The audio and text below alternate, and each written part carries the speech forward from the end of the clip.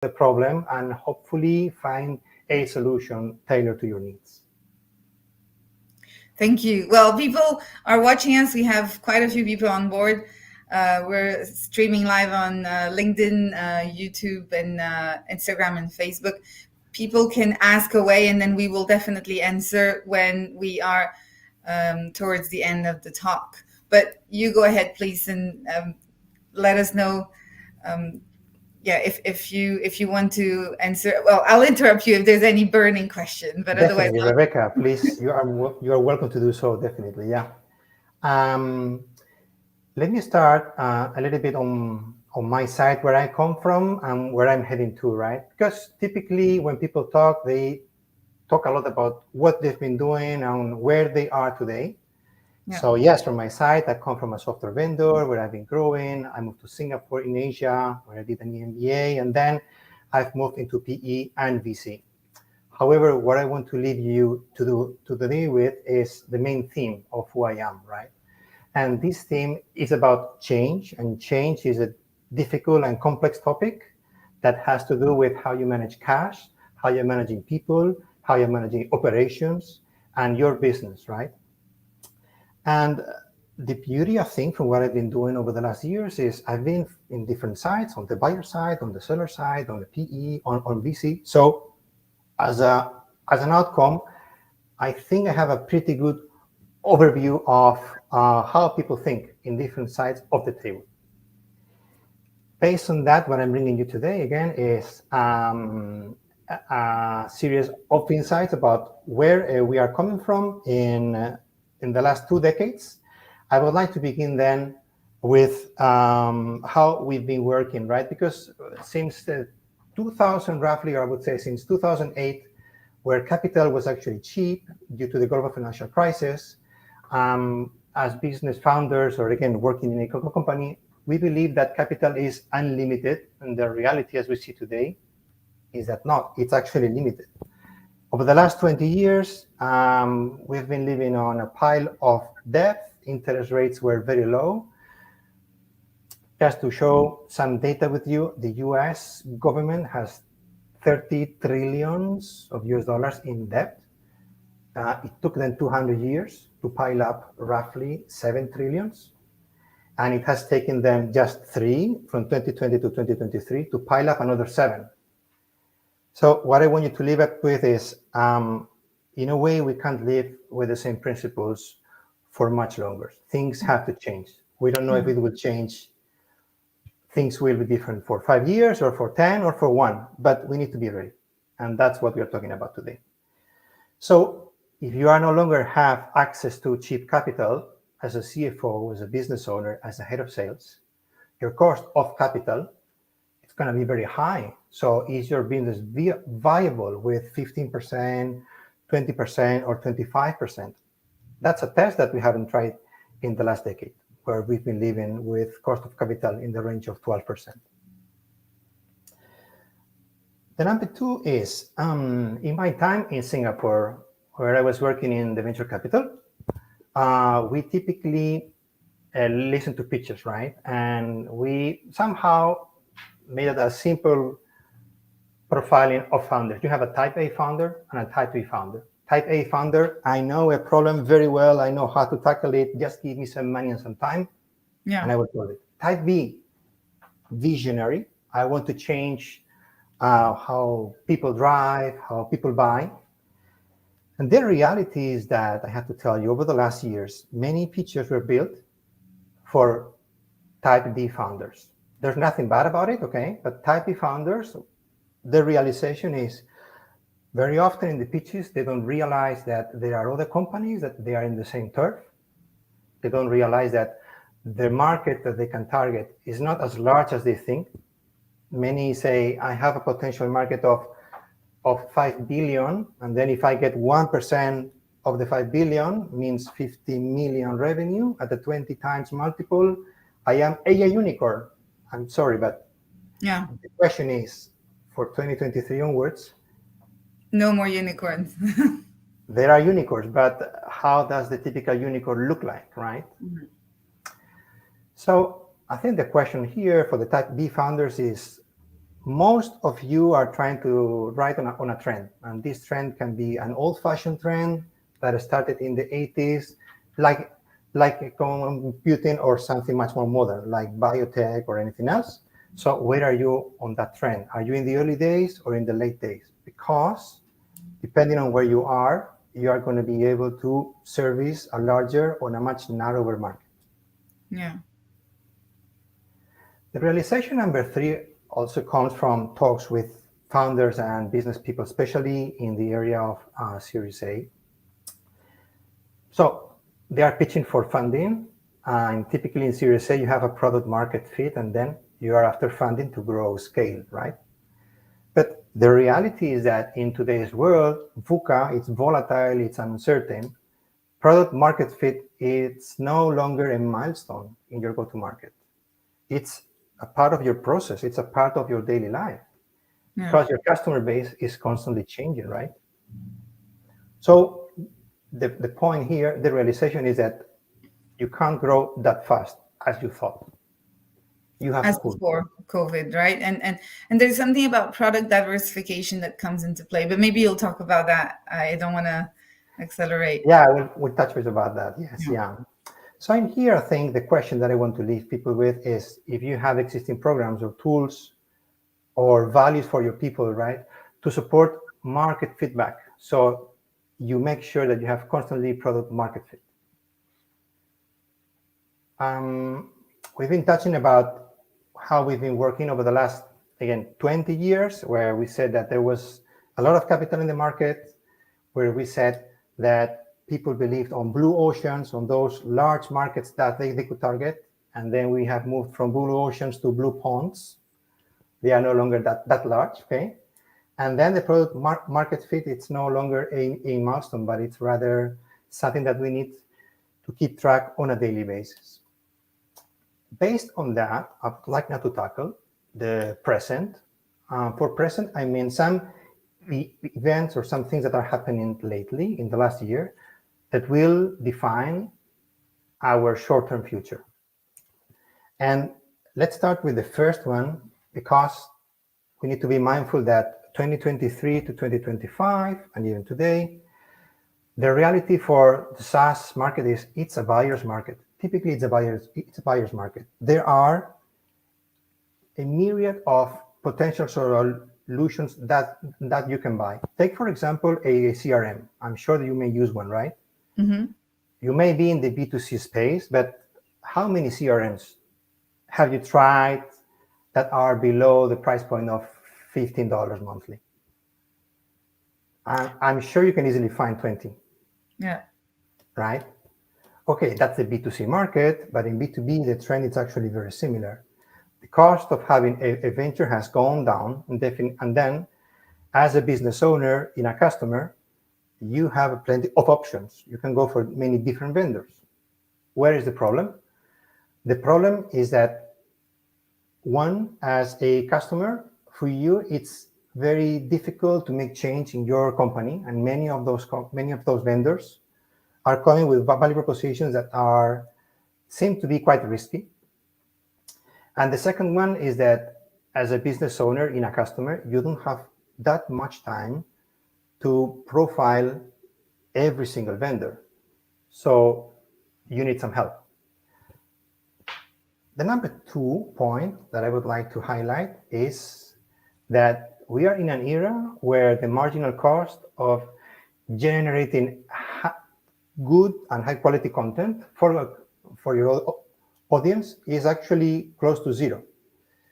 Let's bring again the chat GPT, right? The chat GPT, we are all very busy testing it about what we can do in our daily lives and in our businesses.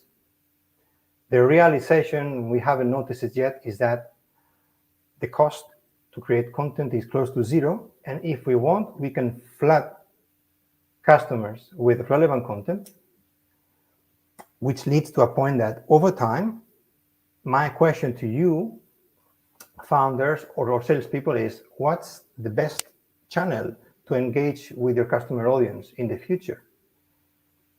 Just You because mean If it's a Sorry? CRM or you mean the style of communication or the system? Yeah. For example, we've been relying over the last 5 to 8 years on digital.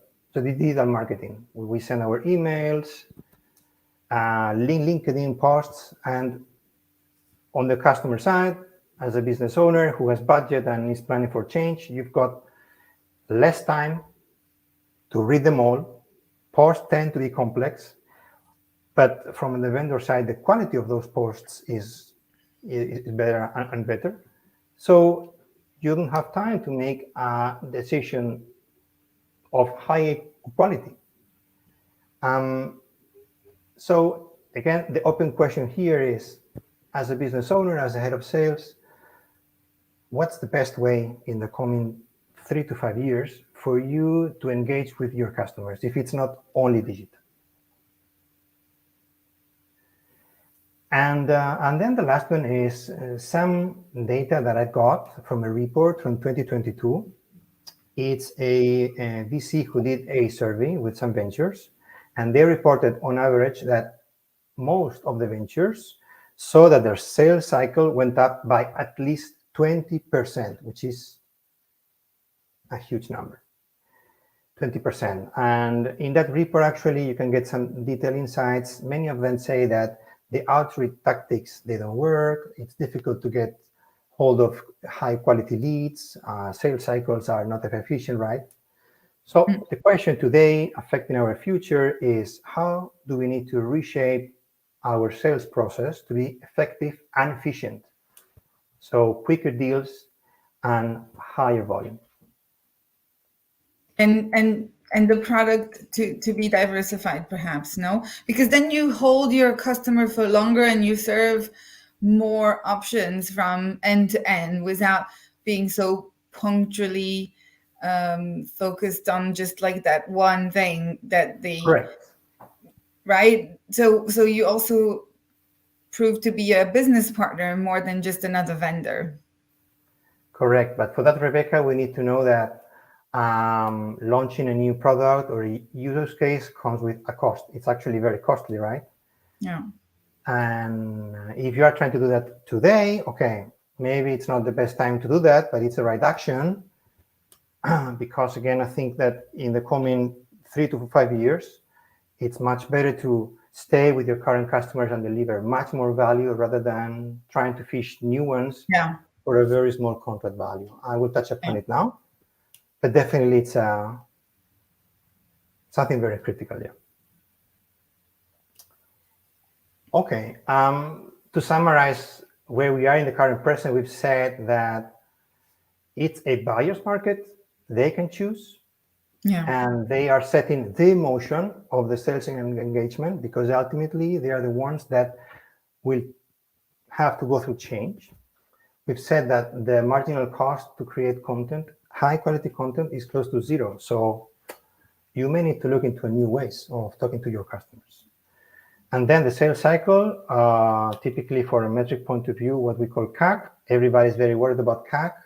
From my point of view, yes and no. But if your CAC goes up 20%, I think you have to do something drastically different.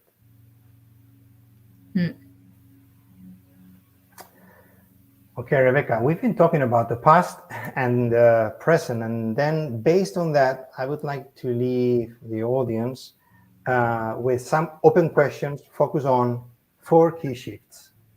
The 4 key shifts that I think that are very critical to create value for your company and for your customers for the next 5 to 10 years.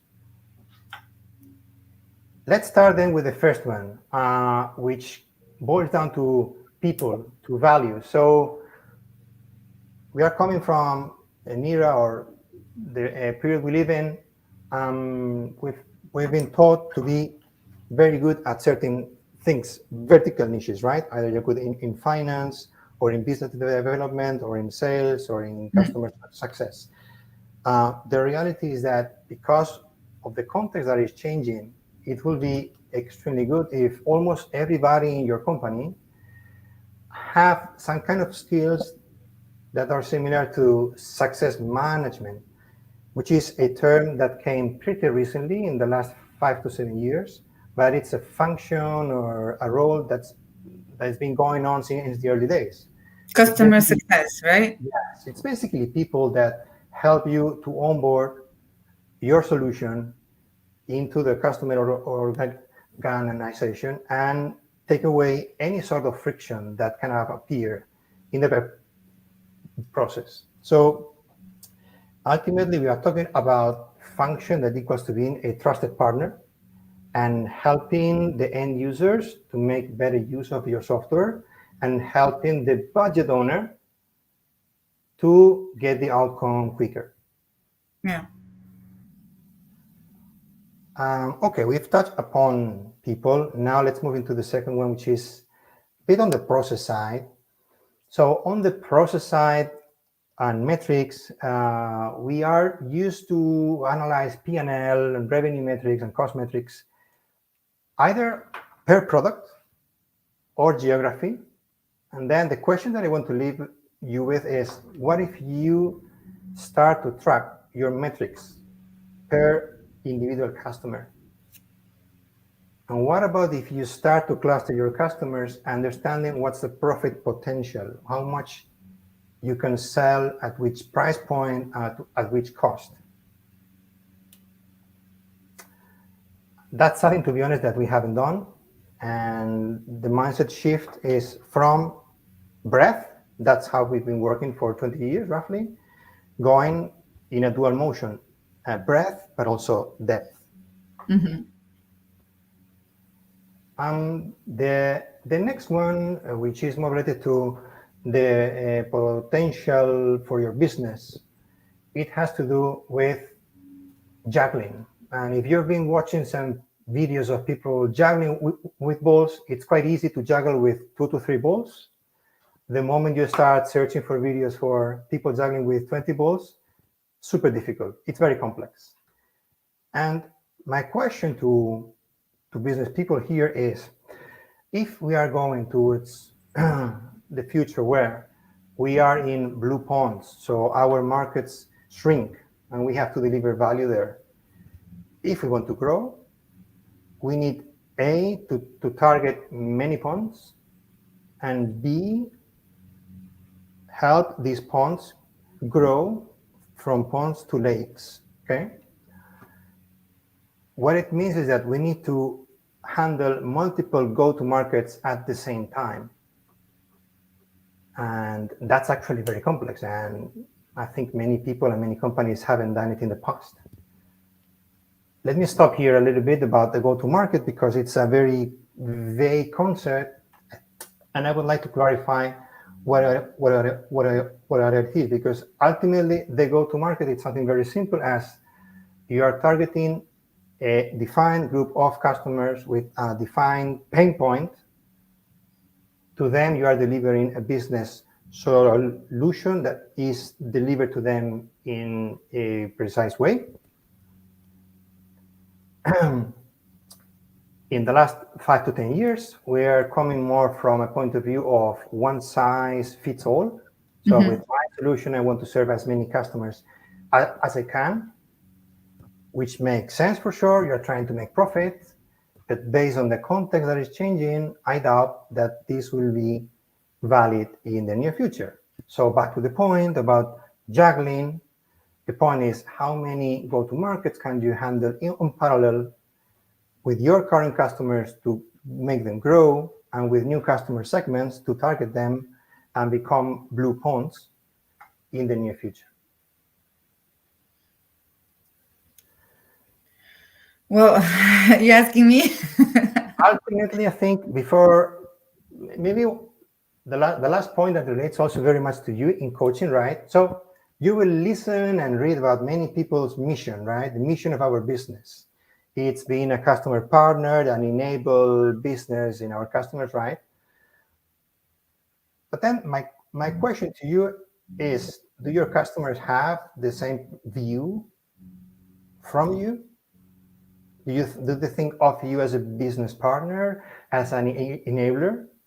Yeah, Meaning, absolutely. But that's also because that's how I build my business. It's very much work-life blending. but not everybody has that integration, right? And people tend to separate. This is my office mood, and this is my weekend. And sometimes you don't even recognize people on weekend. You're like, oh, you're totally different from how you are at work. But it's also this pre-COVID work-life balance idea that we thought we could have, like those two worlds that would not collide, but they collided when we started to go hybrid, right? When we were working from home and having the kids interrupt your call, and all of that started to become harder to define, I guess. Where does it start, where does it end? But you can have boundaries and yet have a blend. And I think when when you find that place, I think that's when you can partner, and clients can be friends and friends can be clients. But it's important to have very clear boundaries for this to work, right? Yes, clear boundaries and clarity on what you're bringing to your customers, right? Because Yeah. my ultimate point in here is that, again, talking to many people and seeing how they work, they are creating a value proposition for their customers with the intention or the aim that in the medium to long term they are seen as customer partners. If that happens in the near future, that means that your customers are going to come back to you to stay competitive in their markets, right? And having a look at different vendors, especially in the low touch segment, that doesn't happen today. So the homework or the open question is, how can we align the value proposition we are bringing to the market with where we want to be in 5 to 10 years in the conversation with our customers? Partners, customers. I mean, there's a lot of I think there's a lot of value in remonetizing the same lead, and also a happy customer is also gonna refer other customers to you, and we don't realize that this is really a much more sustainable business model. Sometimes going in an aggressive lead generation direction and risking refunds and risking, reputational risk is also something to be quantified in this Yeah, equation. Like, if you put everything on the balance, it's better to be business partners than it is to have this sort of no, I'm just your vendor policy. that's very much right. Yeah, definitely. So Rebecca, I think that's actually a little bit of what I wanted to talk today. As I Mhm. mentioned before, the past, how we have been working over the past 20 years, the present, what's currently happening, and then for the future, what are the open questions or guidelines or principles that we can take to work better for the coming decade? Well, when you spoke about profitability versus growth, I started reading and trying to figure out, okay, how can I stay with my clients the longest possible and not just help them achieve, this outcome and then let it go. Good luck with the rest, and figure out a way to really go, for a longer journey together, and of course reinventing products. Um, exactly because of what you said, the cost of generating new leads can be daunting. Mhm. And you also mentioned like, if you're not printing money, I guess, if you're not generating positive free cash, then you don't have a business, you have a hobby. And then it's like, oh my god, That this can be the is hard case. to hear. Yeah, yeah, Yeah, yeah. this is hard to hear, but it's so true. And now unprofitable companies will not be able to sustain through this challenging time. And we see a lot of the big names, right? laying off people, tons of layoffs, Yeah. really super. Yeah, I mean, it's almost, Yeah, it's actually sad. Yeah, you're actually right. But yeah, it's unheard that's a of. I mean, consequence again of the interest rates and the CAC going higher and having troubles to get customers and customers having difficulties to get budget. So yeah, yeah, this is the case, right? fast growing, but also cash burning, and Correct. that's just not a model that we can sustain. And whether you are a big name or not, I don't want to name anyone, but who we've seen laying off people recently, and so yeah, so this is definitely Yeah. And on that line, I think another realization talking to VCs on that front is that the VC industry, it's starting now to change because depending on the VC firm you're talking to, either they are still after the unicorns or companies with large markets, so yeah, the type B founder that I mentioned before, but some of them are pivoting and saying, no, let me focus on a vertical, so a type A founder, yeah, someone that knows a problem statement very well, that can solve it quickly, offering a solution to their customers that is safe, that is cheap, with a return in a number of months, right? So VC starts now to segment, and the point is that as a founder or as a sales exec, you need to know who you're going to partner with, yeah, which is in line with your go-to-market. yeah. Yeah, there's definitely a shift in how VCs are filtering, and also how much they are ready to invest. Definitely, and you may have seen as well, there are numbers there. 2021 was the highest, and then 2022 it's gone down by 80% or 90% roughly. 2023 it's equally bad. Yeah, And yeah, that tells you about not so much about the value of the companies, but about the willingness to sell them at a profit in the near term. yeah. It's a much more honest approach. Yeah. Yeah, But then in these more stressful time, I think we've seen a lot of the companies downsizing, and for those who stay, the perks are different, the bonuses are different, the privileges are different. I mean, no more free lunch and happy hour yeah, Thursday for a lot of these tech firms that were, like burning through cash in pre-COVID times. So, but it's also part of the sustainability trend and agenda that we are seeing confirming, as the new digital. Like, sustainability is the new digital. We were so focused on becoming cloud-based pre-COVID, and thank God we did because it allowed us to be remote, right? But then now post-COVID, I think the priority may have shifted to not just digital but also sustainable, um, and and and so that's also part of this, I guess. Yeah, this is a whole movement. yeah. And to your point, I think maybe as in COVID, we all became digital probably now for the next decade, especially if you are a B2B business on high touch, you have to become physical, right? Yeah, But again, physical comes with a cost because hiring people is not cheap. We know that very well. yeah, And having people in a geography or in a country, it means you can't have a wide reach because of language, because you have to travel. So in your go-to-market, you have to have a very deep focus on what's the customer segment you are going to target that can create revenue and profit for you in the next year. And again, to the point, I think we can do it, but we are not used to talk in such terms. yeah. I guess it's also, like, well, there's a shift.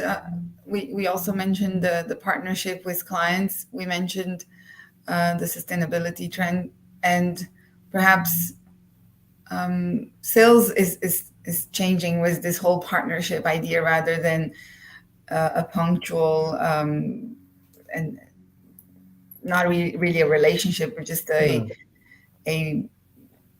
a trade, right? It's not about signing the contract anymore. It's really about staying with that client for the longest time Yeah, right. until they land, right? Until they arrive to where they're planning to arrive. So this brings more interconnected organizations perhaps, but fewer clients, but then long-term relationships perhaps, and more products to serve those fewer clients. Yeah, that is one way out. Another one that I've seen also as well since I would say 2021, it's uh, partnerships, but partnerships in the sense that we need product A and product B, company A and B, to deliver value to our customers. So it's not only a partner where you are reselling your software through a vendor. No, it's you have to have a common lead pursuit towards your customer segments. And upselling opportunities as well, of course. So remonetizing the same lead. Um, so I think salespeople are going to have to develop new skills, not to mention AI to this mix, but I think there's going to be like it might even change. It's not going to be sales anymore. It might be like trusted business partner Yeah. to accommodate those trends. To I don't know. I think in my mind, what resonates typically is I think of, especially in the B2B segment, where again, your customers will give you revenue at least of 100K yearly, right? I yeah. think the purpose of the sales is not so much again to make the sale, but A, to help the customer on their buyer journey, and then B, to be a sort of a change agent in their company to promote the solution and adopt it without friction. So it's a combination of a traditional sales model with a project manager, success management, with financial metrics. You see, it's a bit more complex than in the last decade. Yeah. Well, you want to be locking in those clients for an extended period of time, and I think the upsell would be the new sell, probably to make them purchase different products or to commit to a longer term license or subscription model. Yeah, you are right. And for example, last week I was talking to a company here in Luxembourg, and they told me that they have a customer base that they nurtured throughout 2020 and 2021. They were happy with that. And the question is, okay, so what are you doing with the customer base? What do you mean, Borja? Yeah, what are you trying to upsell? Yeah, We haven't tried anything yet. I mean, that's actually, I'm not saying that it's bad, but I mean, really it's growth. tailoring It's the growth package. you are not capturing, and any other vendor can actually come and grab it. Yeah. So they should move fast. Yeah. Like to have a sort of one-stop shop here. We do everything end to end. We manage all of your needs. For that, that should be so. So again, maybe prioritizing smaller boutique local vendors. I think in that way those big CRM solutions can be, yeah, not they're not seen as the enemy, for sure not, but they might not have that personal touch, right? There's multiple touch points when you're Yeah. dealing, and I even say this to my clients, when you're dealing with like a big recruitment agency versus a small boutique firm where you're not just another number. We consumers have shifted into that anyways, so that also goes. Yeah, you are very right. Actually, you see Hydrix, for example, just to put a name, right? It would be on the high touch, right? So they are providing value to the companies and they are helping to hire senior leaders for Yeah. a long time, right? For 20 years. On the other spectrum, you have the low touch, which means companies that are helping tactically to fill in roles of low, mid added value, right? Yeah. They go to market, profitability, metrics are completely different. Yeah. Yeah. Yeah. This is wow. I didn't see the conversation go into this direction, but what would be like your strategy when you're approaching your founders and securing their first few B2B clients? Um, do you also coach them in understanding how they can really walk a mile in the shoes of those clients instead of simply trading services and goods and moving on to the next client? Are you also coaching them in that same new philosophy, or not yet? Yeah, to your question, I think the coaching or mentorship, definitely you are tackling a relevant point because the old mindset of product push or solution push, it doesn't work, especially when you are targeting a revenue point, again, in the range of 50K to 100. So it has to be the opposite. It has to be customer pull. The customer shall pull you into the conversation. Mm-hmm. I've seen typically, yeah, that it's a key shift. Yeah. And I'm helping a founder nowadays. I'm putting some time to help him on the go-to-market. And the conversation began especially in those notes, right? I said, we need to reach more customers and we need to sell to them. Say, wait, because given your geographical reach, you can burn them all in 2 months. You need time and you need to position properly when talking to them. So talk to them, visit them, but do not sell yet. Yeah. Let them pull you into the factory. Yeah. And that's a key shift. And I think that's very difficult because we are being trained. When your title says sales, you are trained to be pushy, Yeah. Yeah. right? You are trained to push it because you have targets, monthly targets, weekly targets, profit targets. You are measured. And then because you're measured, you want to be proactive. But Yeah. maybe the question is it better to be proactive in a different way where the customer is pulling you in rather Yeah. than burning them all with emails, right? Yeah. With, and then we go back to interactive content, right? How this will boost customer loyalty, because Correct. Yeah. that's maybe the new salesman Yeah. is the person who can harness loyalty from customers rather than Yeah. a punctual sale. Yeah. There are actually very easy shifts. For example, this founder that I'm helping now, he's in the industry 4.0 and doing some quick research. I realized the following, Rebecca. Industry 4.0 is a trend that's been going on for 14 years roughly. And yet it's a hot topic, meaning there are many customers that haven't done enough or have done nothing about it, Yeah. especially tier 2 companies, right? So when doing web search, there are many companies that provide quarterly surveys and research about the benefits of IoT. There are no companies that do research on the hurdles of a factory manager Yeah. and the priorities of the factory manager. I haven't found any yet, sorry. Yeah. But a So, loyal customer needs probably less. You need less marketing campaigns to, because they're more likely to repeat purchase, and again, also I guess the product has to be on point, of course, but there's this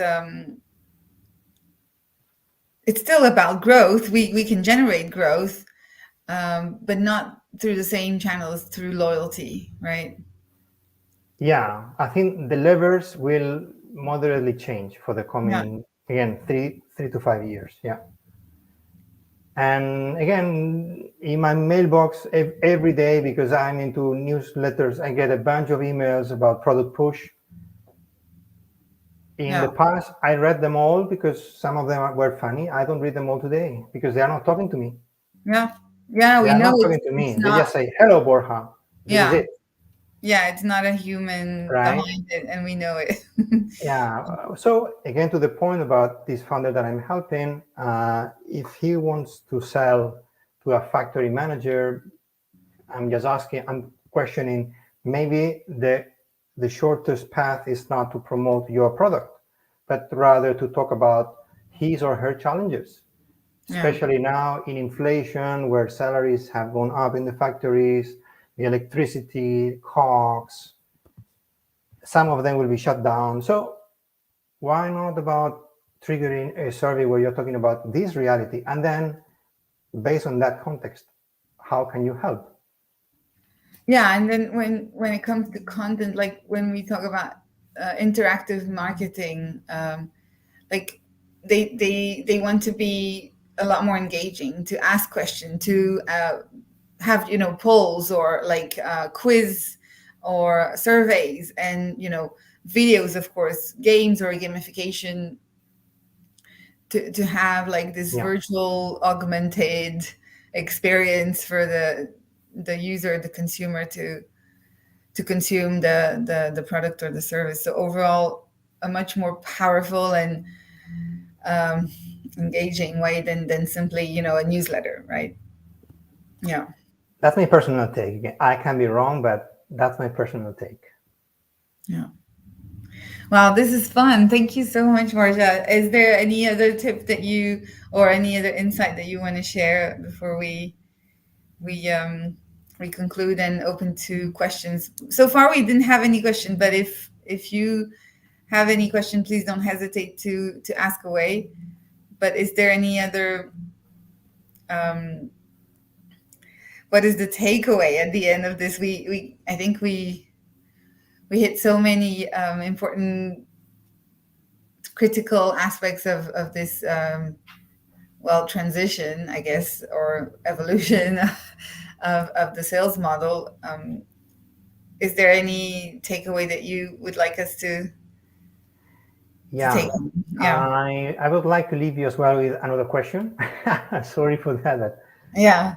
I am a person that believes more on questions rather than on recipes that always Yeah. change based on context. So I think the question is, especially when you are a high touch B2B company, Yeah.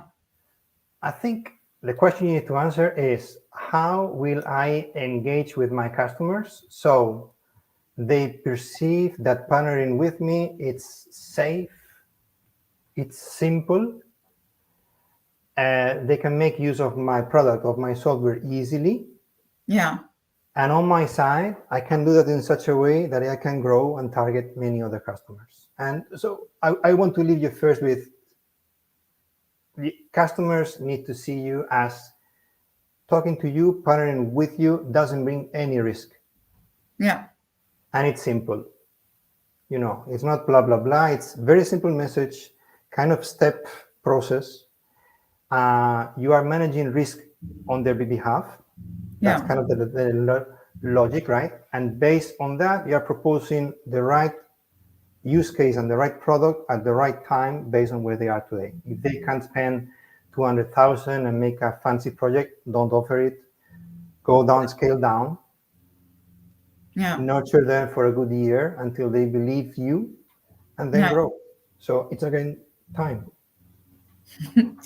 Take your time. Well, thank you so much, Borja, and I really appreciate you coming today to share some of that with us. And wishing you all a happy Easter. Happy Easter, Rebecca. Thank you so much for And we'll be hosting online me. again next week. Thank you so much. Thank you. Bye bye. Bye, Rebecca. Thank you.